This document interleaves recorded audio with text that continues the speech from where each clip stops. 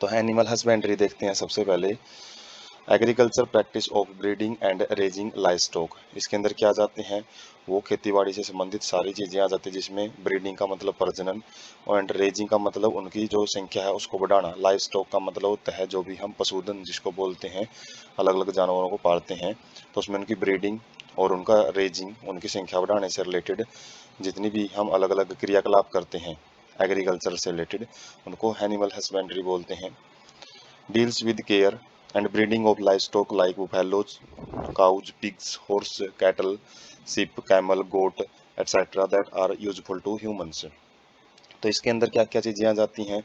Care मतलब देखभाल, breeding मतलब उनका जो प्रजनन है अलग अलग जानवरों का, जिसमें बुफैलो भैंस, गायें, सुअर, घोड़े, कैटल्स, अलग अलग जो मवेशी हैं उनके अंदर जैसे सीप हैं, भेड़ है, कैमल, ऊंट, गोट, बकरी, तो ये सारे आ जाते हैं जो जो इंसानों के लिए हेल्पफुल होते हैं, यूजफुल होते हैं। Animal like bees, silkworm, prawns, crab, fish, birds, pigs, cattle, sheep and camels for the production like the milk, eggs. तो इनके अंदर ये भी जीव आ जाते हैं जो मक्खियां हैं, मधुमक्खी, सिल्कवॉर्म जो सिल्क के कपड़े के लिए जो रेशे के लिए तैयार किए जाते हैं, प्रॉन्स हैं झींगे, क्रैब केकड़े, फिश मछलियाँ, बर्ड्स जो अलग अलग पोल्ट्री फार्मिंग के बर्ड्स वगैरह होते हैं, पिग्स, कैटल, सीप, तो कैमल, ये सारे जीव भी आ जाते हैं जिनको हम मिल्क, एग्स, अलग अलग मकसद के लिए इनको पालते हैं, वूल के लिए भी, सिल्क के लिए भी, हनी के लिए भी, तो ये भी एनिमल हस्बेंड्री में आ जाते हैं। Also includes poultry farming and fisheries, और इसमें पोल्ट्री फार्मिंग है मतलब जो पक्षियों को पालना, और जैसे जो हैन है, मुर्गे हैं वो पाले जाते हैं। फिशरीज मतलब मत्स्य पालन जिसमें मछलियों को पाला जाता है। फिशरीज के अंदर रियरिंग, कैचिंग, सेलिंग। रियरिंग का मतलब होता है पालना, और कैचिंग का मतलब उनको पकड़ना, और सेलिंग का मतलब बेचना। जो मछलियों को जो उनके पालन पोषण में अलग अलग एक्टिविटी की जाती हैं, और साथ में मछलियों के अलावा मोलस्क, सैल्ड फिश होती हैं जो अलग अलग स्क्विड वगैरह होती हैं, और जैसे ऑक्टोपस वगैरह होती हैं, और क्रेस्टेशियंस, इसके अंदर प्राण और क्रैब्स आ जाते हैं। तो इन एक्वेटिक ऑर्गेनिजम्स को पालना, उनको पकड़ना, उनको बेचना, वो सारी एक्टिविटी फिशरीज में आ जाती हैं। More than 70% of the world live stock population is in India and China. तो जो लाइव स्टॉक पॉपुलेशन मतलब जो अलग अलग हमने जानवर देखे हैं, पूरे वर्ल्ड में जो 70% जानवर हैं वो भारत में और चाइना में पाए जाते हैं। Contribution to world farm produce is only 25%। लेकिन यदि वर्ल्ड फार्म प्रोड्यूस का यदि हम देखेंगे सबसे ज़्यादा जो इनसे जो हम अलग अलग प्रोडक्ट प्राप्त करते हैं, तो उस मामले में केवल दोनों देश ये 25% ही प्रोडक्शन कर पाते हैं, और जो प्रोडक्टिविटी पर यूनिट है वो काफ़ी लो है इस हिसाब से देखा जाए तो। Newer technology applied to animal breeding and care with conventional practice to achieve improvement in quality and productivity। तो जो हम नई नई टेक्नोलॉजी है वो भी यूज करते हैं एनिमल ब्रीडिंग में, जो जानवरों के प्रजनन में और उनकी देखभाल में अलग अलग टेक्नोलॉजी मशीनें आ गई हैं जो कि सारा काम वगैरह वो देखती हैं। और साथ में जो कन्वेंशनल प्रैक्टिस है, जो हम पारंपरिक तौर पे जो बहुत सारी विधियां हैं पुराने ज़माने से यूज करते आ रहे हैं, तो वो हम यूज कर सकते हैं किस चीज़ के लिए, जो गुणवत्ता है और जो पैदावार है, जो अलग अलग प्रोडक्ट्स की, उनको हम बढ़ा सकते हैं। Management of farm and farm animals, तो जो फार्म एनिमल्स होते हैं उनका मैनेजमेंट कैसे किया जाता है, और जिनके अंदर हम उनको रखते हैं एनिमल्स को, उनको फार्म बोलते हैं, तो उनका मैनेजमेंट देखते हैं। तो इसमें professional approach to boost to our food production with traditional practice of farm management. तो इसके अंदर हम प्रोफेशनल का मतलब है बिल्कुल अच्छे ढंग से जिसके ऊपर रिसर्च की गई हो, तो उन पहलुओं को देखते हैं इसमें, ताकि क्या किया जा सके। बूस्ट, बूस्ट का मतलब है बढ़ाया जा सके क्या, आवर फूड प्रोडक्शन, हमारे जो खाद्य आपूर्ति है, खाद्य पैदावार है, उसको बढ़ाया जा सके। किसके साथ, traditional practice of farm management, जो हम पारंपरिक तौर तरीके यूज करते आ रहे हैं, तो उनको ही हम इम्प्रूव करते हैं इसमें। इसके अंदर क्या क्या आ जाते हैं, डायरी फार्म मैनेजमेंट आ जाता है, मतलब जो दुग्ध से रिलेटेड जो भी जानवर पाले जाते हैं, पोल्ट्री में बर्ड्स पाले जाते हैं जो, और एनिमल्स ब्रीडिंग में जो एनिमल्स के प्रजनन की बहुत सारी प्रक्रियाएं होती हैं, हाइब्रिडाइजेशन है, जिसके अंदर जो डिजायरेबल करैक्टर है, हम अलग अलग स्पीसीज से लेके एक नई स्पीसीज तैयार करते हैं। बी कीपिंग में क्या होता है, मधुमक्खियों का पालन किया जाता है शहद के लिए, वैक्स के लिए, अलग अलग जो सब्सटेंस है वो प्राप्त करने के लिए फिशरीज में मत्स्य पालन, तो ये सारे आ जाते हैं। और इन्हीं को हम एक एक करके देखते हैं। सबसे पहले डायरी फार्म मैनेजमेंट। तो इसमें क्या जाता है, मैनेजमेंट ऑफ एनिमल्स, उन एनिमल्स का हम मेनली इसमें प्रबंधन करते हैं जो कि मिल्क और इट्स प्रोडक्ट, जो दूध और दूध से बने पदार्थों को ह्यूमन कंजप्शन के लिए प्रदान करते हैं। डील विद प्रोसेस, तो इसके अंदर उन प्रोसेस के साथ डील किया जाता है, उन प्रोसेस को समझा जाता है, प्रक्रियाओं को समझते हैं। और सिस्टम, ऐसे तंत्रों को समझा जाता है जो कि increase yield and improve quality of milk, जो जो दूध की गुणवत्ता है और जो दूध की पैदावार है उसको बढ़ा सके। Milk yield is primarily dependent on the quality of breed in farm. तो जो मिल्क प्रोडक्शन है मेनली वो किस चीज़ पे निर्भर करती है कि हम किस प्रकार के जो नस्ल है वो इस्तेमाल कर रहे हैं अपने फार्म के अंदर। इम्पोर्टेंट कंपोनेंट्स ऑफ मैनेजमेंट, वो क्या क्या हैं जिससे हम मैनेजमेंट के जो प्रबंधन के मेन मेन जो कंपोनेंट घटक हैं, किस किस पे जो मैनेजमेंट है वो डिपेंड करता है। सिलेक्शन ऑफ गुड ब्रीड्स, अच्छी नस्लों का चुनाव करना। हैविंग हाई यील्ड पोटेंशियल, जिसके अंदर अच्छा खासा अक्षमता हो। हाई यील्डिंग का मतलब गुणवत्ता, जिसको पैदावार देने की, जैसे मिल्क प्रोडक्शन की अच्छी पोटेंशियल हो उसके अंदर। Combined with resistance to disease, और साथ में उनके बीमारी वगैरह लगने के भी उनके अंदर जो चांसेज हैं वो कम होने चाहिए। Cattle have to be well looked after, जो मवेशी हैं, अलग अलग जो काऊ फैलो हैं, तो उनकी अच्छे ढंग से संभाल भी होनी चाहिए। हाउस वाइल्ड, उनको अच्छे ढंग से रख रखाव रखना चाहिए उनका। Should have adequate water and be maintain disease free, तो उनके जो पानी वगैरह है उसकी भी सप्लाई अच्छी खासी होनी चाहिए, और साथ में उनको बीमारियों से भी दूर रखना पड़ेगा। टाइम टू टाइम उनके जो वैक्सीनेशन है, इंजेक्शन वगैरह है वो भी लगवाते रहना पड़ता है। उनकी जो डिजीज वगैरह है, कोई भी बीमारी आती है तो उसको चेकअप भी जरूरी होता है।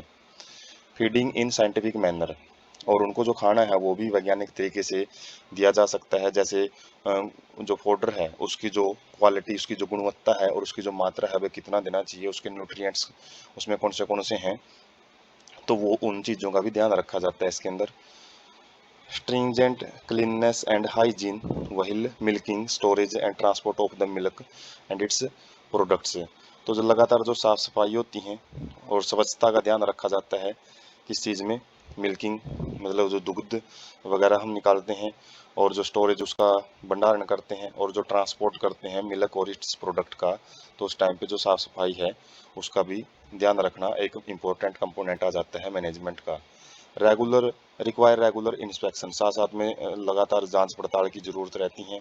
विद प्रॉपर रिकॉर्ड, जिसमें हर एक चीज़ का एक लेखा जोखा रहता है, रिटर्न में रहती है इन्फॉर्मेशन। कीपिंग बाय ए वेटरनरी डॉक्टर, और जो पशु चिकित्सक होते हैं, पशुओं के डॉक्टर होते हैं, उनकी मदद ली जाती है इसमें।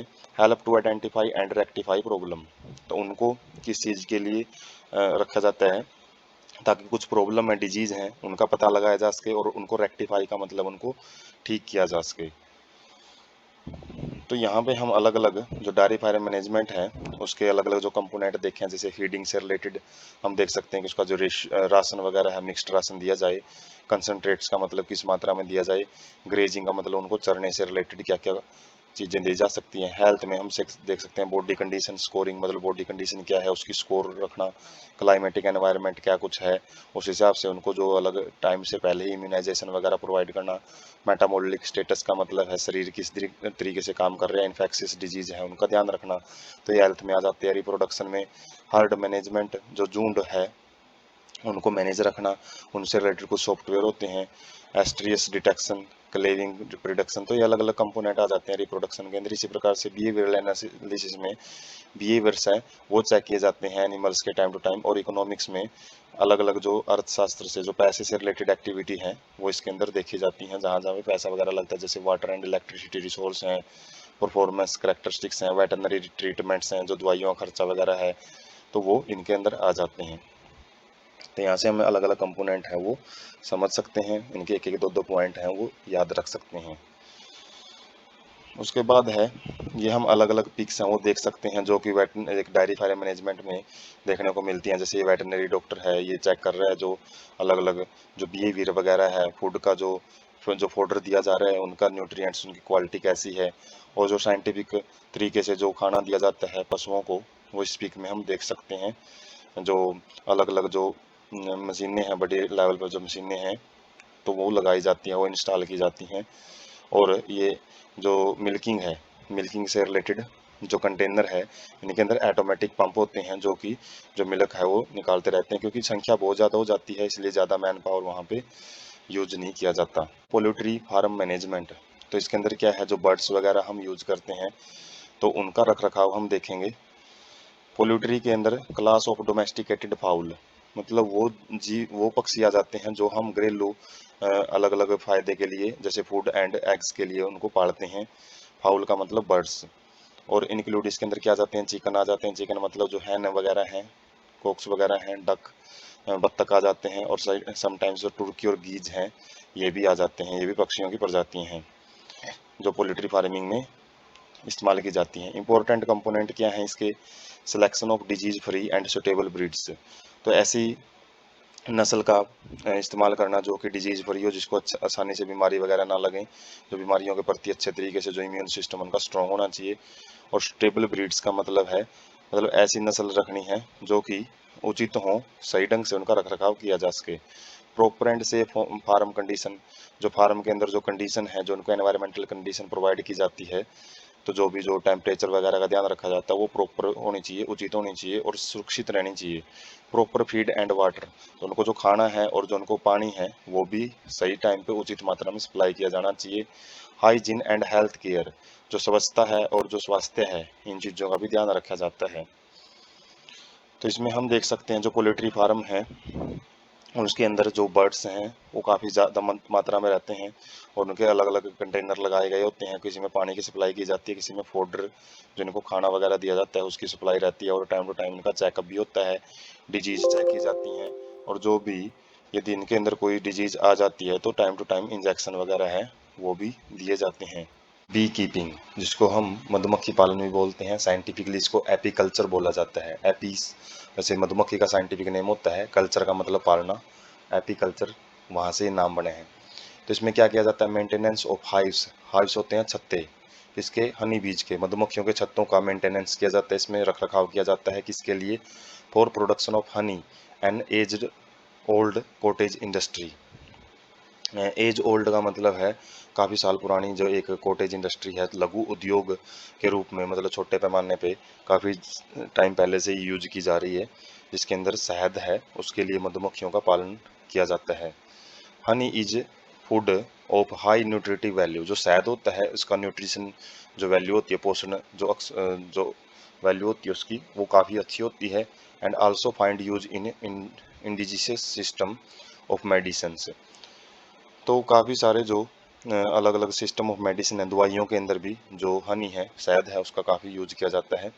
आल्सो प्रोड्यूस बी वैक्स, तो जो मक्खियाँ हैं वो बी वैक्स एक मोम जैसा पदार्थ है वो भी प्रोड्यूस करती हैं, जो कि अलग अलग इंडस्ट्री में यूज किया जाता है। जैसे कि एग्जांपल हम पढ़ें, प्रिपरेशन ऑफ कॉस्मेटिक्स, जो कि सौंदर्य सामग्री के जितने भी जो पदार्थ होते हैं वो इससे तैयार किए जाते हैं। और पॉलिश ऑफ वेरियस काइंड, जो पॉलिश वगैरह होती है अलग अलग शाइनिंग सरफेस वगैरह देने के लिए, तो उसमें भी बी वैक्स है वो यूज किया जाता है।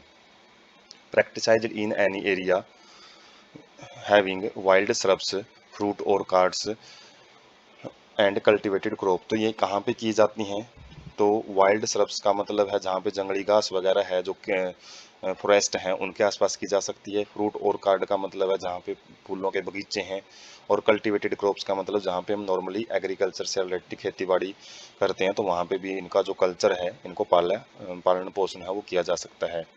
कॉमन स्पीशीज है जो हनी बी की वो ज़्यादा यूज की जाती है, एपिस इंडिका है।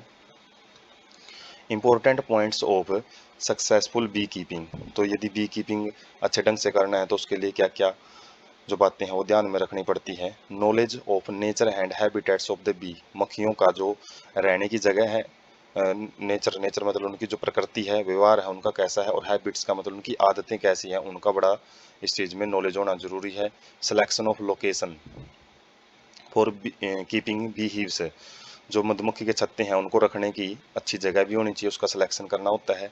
Catching and hiving of the swarms group of बीज, तो इसके अंदर कैचिंग मतलब उनको पकड़ना, हाइविंग का मतलब उनको छत्तों में रखना, स्वार्म्स का मतलब जो ग्रुप होते हैं बीज के उनको स्वार्म बोला जाता है। मतलब मधुमक्खियों को पकड़ के और उनके छत्तों में रखना भी एक मतलब इम्पोर्टेंट स्टेप होता है। मैनेजमेंट ऑफ हाइव्स, जो छत्ते होते हैं उनका प्रबंधन करना ड्यूरिंग डिफरेंट सीजन, अलग अलग सीजन में उनकी संभाल रखना, तो ये भी इंपॉर्टेंट पॉइंट है। और handling and collection of honey end of B wax, जो भी हम पदार्थ निकालते हैं उनकी जो हैंडलिंग है, उनको रख रखाव है और उनका जो कलेक्ट करना है, तो वो भी मेन पॉइंट्स में आ जाता है।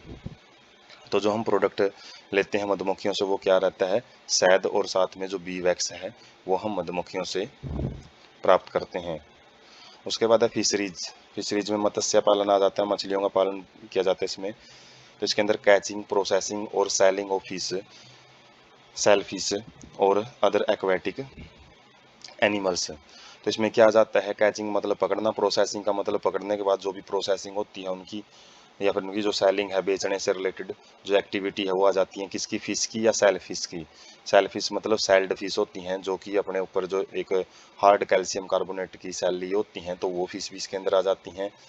और अदर एक्वेटिक एनिमल, कुछ दूसरे जानवर हैं जो पानी में रहते हैं, उनकी भी इसमें जो प्रोसेसिंग है, कैचिंग प्रोसेस है वो आ जाती हैं, जैसे झींगे वगैरह, क्रैब्स वगैरह हैं वो भी आ जाते हैं इसमें।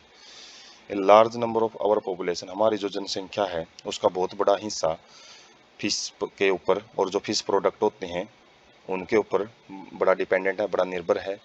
और जो अदर एक्वेटिक एनिमल हैं जैसे प्राण हैं, क्रैब हैं, लोबस्टर हैं, एडिबल ऊस्टर हैं। ऊस्टर वही हैं जो मोती वगैरह प्रोड्यूस करते हैं। लोबस्टर भी ऐसे ही एक्वेटिक एनिमल होते हैं जो कि पकड़े जाते हैं खाने से रिलेटेड एक्टिविटी के लिए, फीडिंग के लिए। तो इसके अंदर फ्रेश वाटर फिशेज के अंदर कैटला, रोहू और कॉमन कार्प आ जाती हैं। और जो मैराइन फिशेज है उसमें हिल्सा फिश और सार्डाइंस मछलियाँ ये आ जाती हैं जो कि समुद्रों से पकड़ी जाती हैं। और जो फ्रेश वाटर फिश हैं उनको नदियों से पकड़ा जाता है।